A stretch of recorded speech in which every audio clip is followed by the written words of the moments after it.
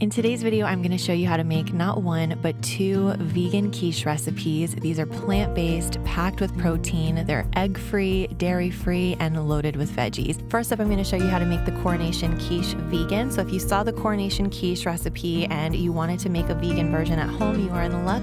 This has all the same major veggies and flavors, but it's totally vegan. I'm also going to show you how to make homemade pie crust and some fun wine pairings to go with both of the quiches. If you are looking for a vegan and organic-friendly wine, I teamed up with Kind of Wild to show you lots of great options. So I hope you enjoyed this video. Let's start with the homemade vegan pie crust and then we'll move on to the fillings.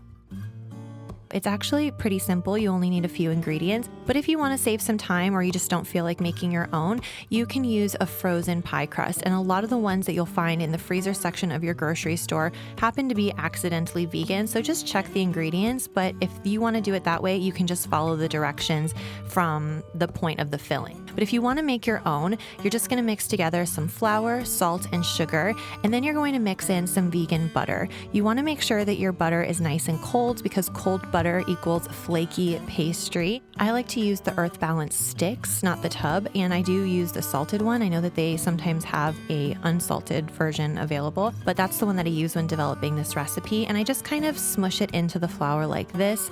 I don't know if smush is the official baking term, but that's what I do. You want to work pretty quickly though, because you don't want to give the butter a lot of time to melt. You want it to stay nice and cold. And I actually made a double batch on this day, so I'm cutting it in half, forming it into a disc, wrapping it tightly, and letting it chill in the fridge. You don't want to over mix your dough. You just want to kind of mix it together until it holds its shape. Letting the dough hydrate in the fridge is a really good idea because it leads to a more tender and flaky crust. For one, it makes sure that the butter stays nice and cold, and two, it helps to hydrate the flour, which affects the formation of gluten. So you're going to have a much more tender and flaky pie crust. But when you're rolling it out, I like to go kind of in 4 different directions, and you roll it out a little bit bigger than you think you're going to need to. And then you're just going to overturn your pie dish, or here I'm actually using a 9-inch cake plate because when I was making the recipe, I figured maybe some people have a pie dish, but most people have a 9-inch cake round for making cakes and stuff.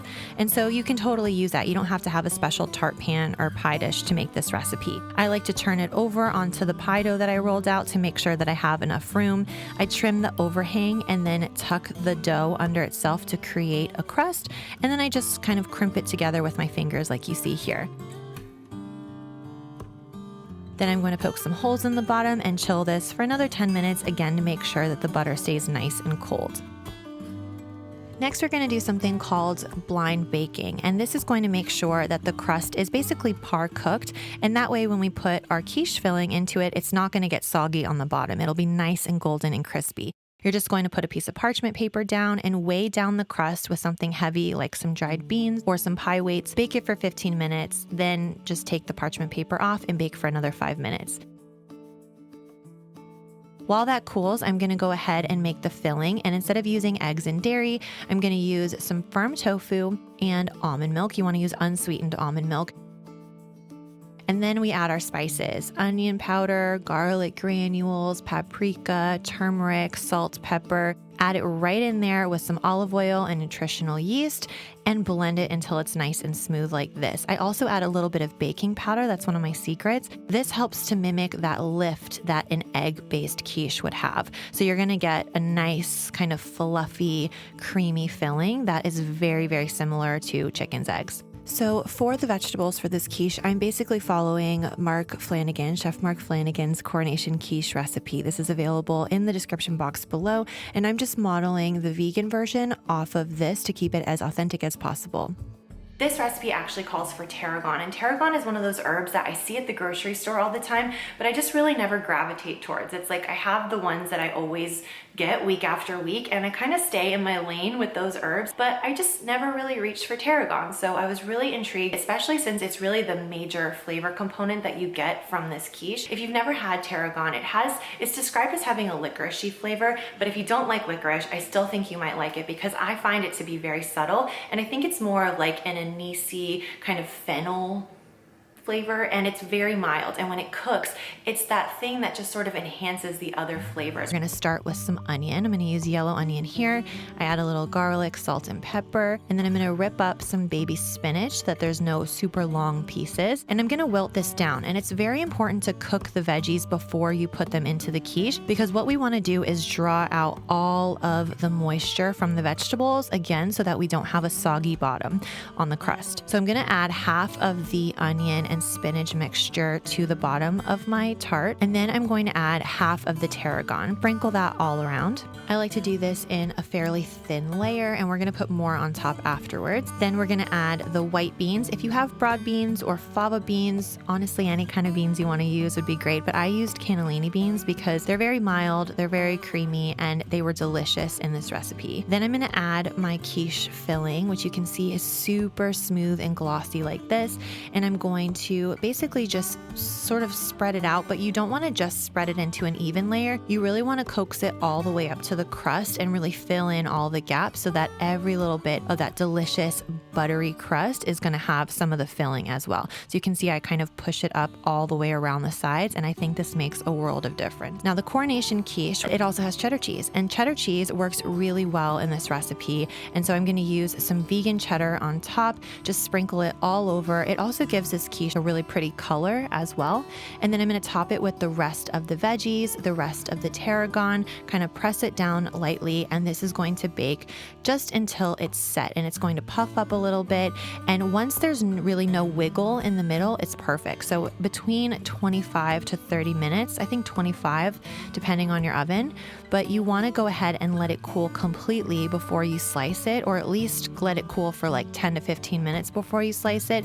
That will ensure that you get nice, clean slices. And as you can see here, it's thick, it holds together really well. And even though it looks like on camera, it looks like it's a little crumbly, I promise you in real life, even when you reheat it, it is super creamy and decadent. The filling is really hearty and smooth and rich and super flavorful. You guys are gonna love this one.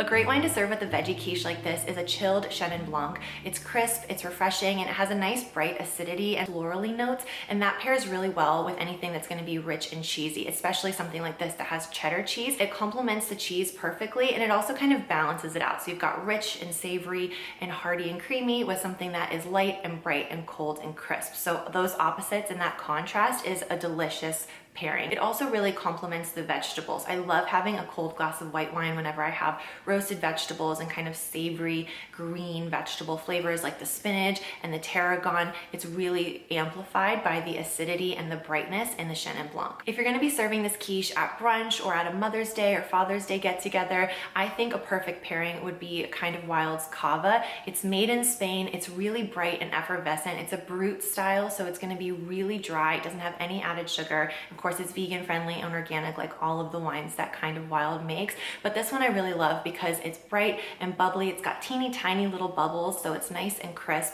And I think it pairs really well with anything that's gonna be rich and creamy and cheesy like these quiches. You can always use my code Nikki20 to get 20% off any of Kind of Wild's wine. They make great bundles as well, and these make great gifts. If you have that person in your life, you wanna send them a gift, you don't know what to give them, this is a really lovely gift to send to someone. There's always that person that you don't know what to get them. This I think would be a really nice gift, especially because you can mix and match the bundles, and so they have a lot of different options to choose from. So I think they make really great gifts for that reason. So use my code Nikki20 whether you're buying for yourself or for someone you know. I hope you guys enjoy that discount, and let's move on to the second quiche.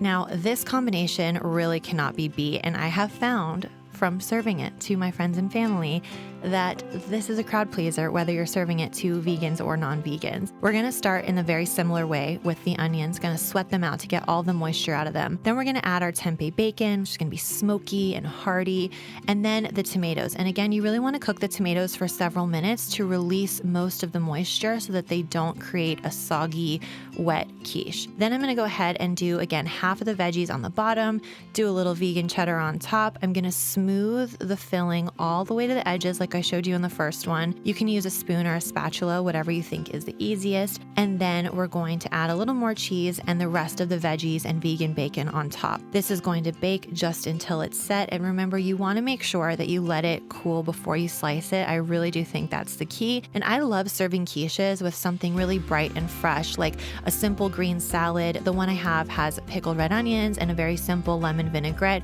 You could do a balsamic vinaigrette. There's something about like the fresh and tangy salad with the rich and creamy quiche and the flaky buttery crust. The combination, especially with that bacon, it is out of this world and it reheats like a dream. So this is great for meal prep.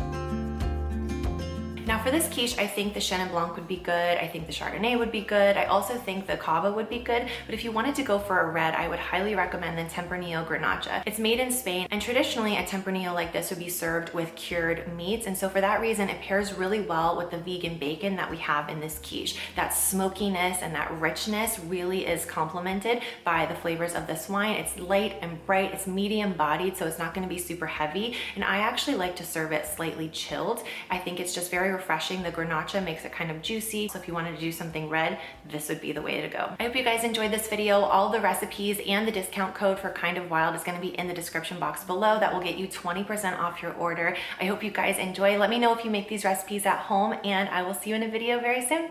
Bye.